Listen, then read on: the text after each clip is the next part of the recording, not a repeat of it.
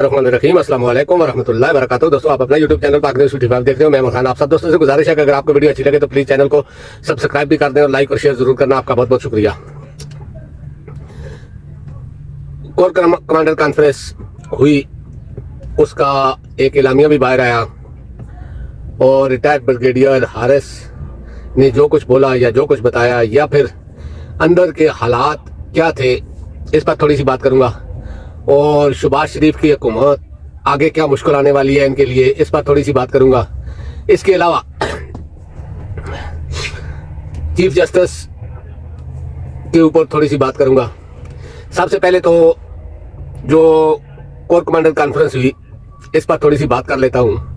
अंदर के हालात तो बहुत कम लोगों को पता है, लेकिन अंदर जो कुछ हुआ उसमें थोड़ी सी बात मैं आपके सामने गुजारिश करूंगा कि इस चीज पर बहुत जोर दिया गया है कि इस इंतखाबात और इसके रिजल्ट से अपने आप को दूर किया जाए।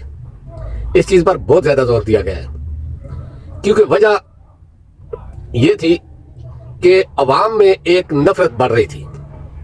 जिस तरह इलेक्शन हुए, पहले तो हो ही नहीं रहे थे, फिर जिस तरह हुए या जिस तरह रिजल्ट चेंज किया गया या जो कुछ भी हुआ, उसके बाद अवाम में बहुत ज्यादा गुस्सा और एक यानी कि कंफ्यूजन पाई जा रही है फौज के लिए।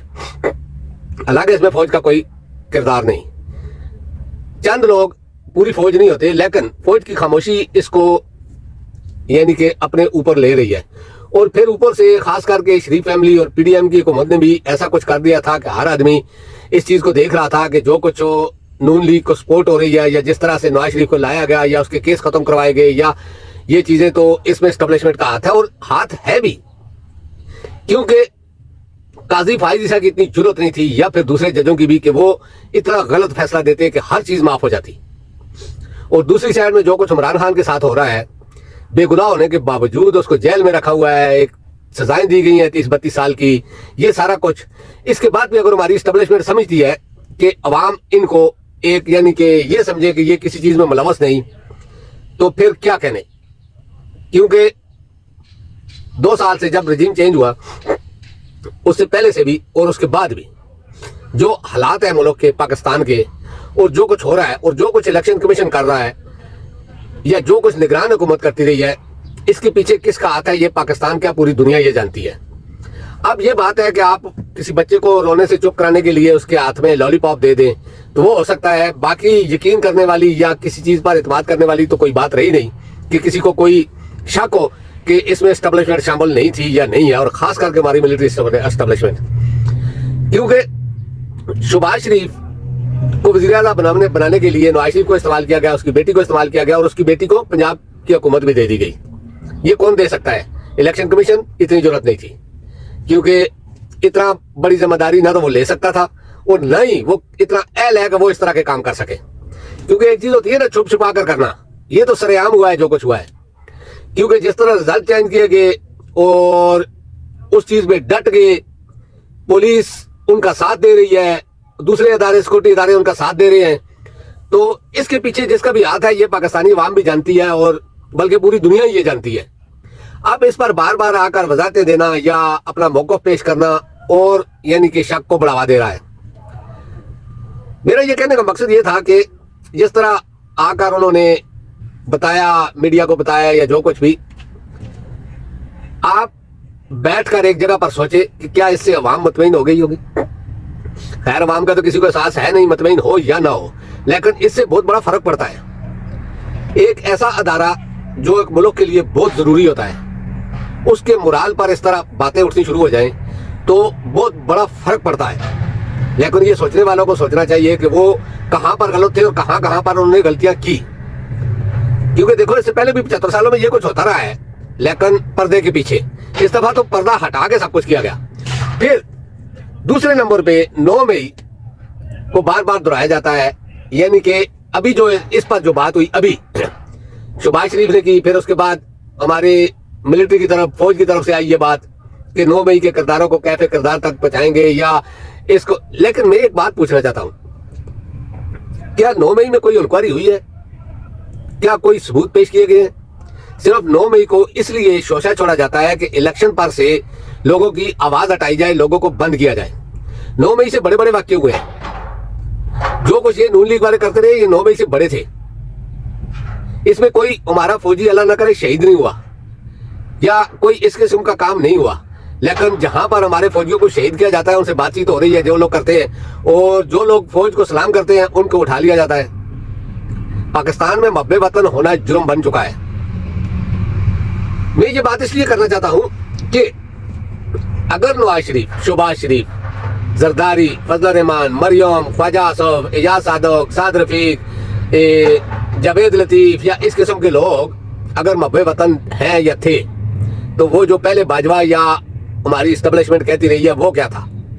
या तो फिर आकर बैठ कर ये कहें कि वो हमसे गलती हुई थी, हमने गलत इंफॉर्मेशन के तहत इनको इस किस्म के इल्जाम लगाए थे, तो या फिर अब कह दे कि अब वो गलत है, क्योंकि गलती तो आपसे बहुत बड़ी हो चुकी है।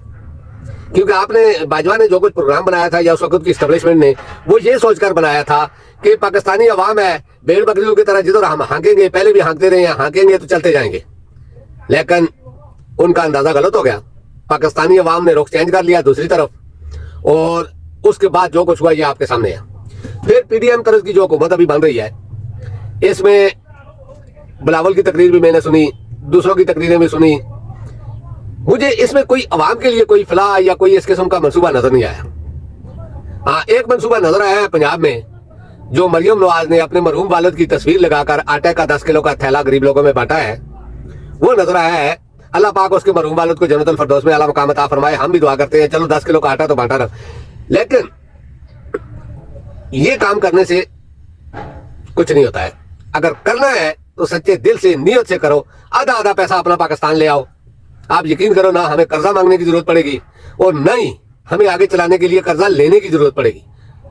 हम इसी से काम भी चला लेंगे, सारा कुछ हो जाएगा अगर पाकिस्तान के हक में तुम लोग हो। और खास करके मैं एस्टेब्लिशमेंट से कहता हूं कि अगर आप सच में मबे वतन पाकिस्तानी हो ना, तो जिन जिन लोगों के आपने करप्शन के केस माफ करवाए हैं ना, उनको कटहरे में लाओ, उल्टा लटकाओ, उनसे पैसा लो।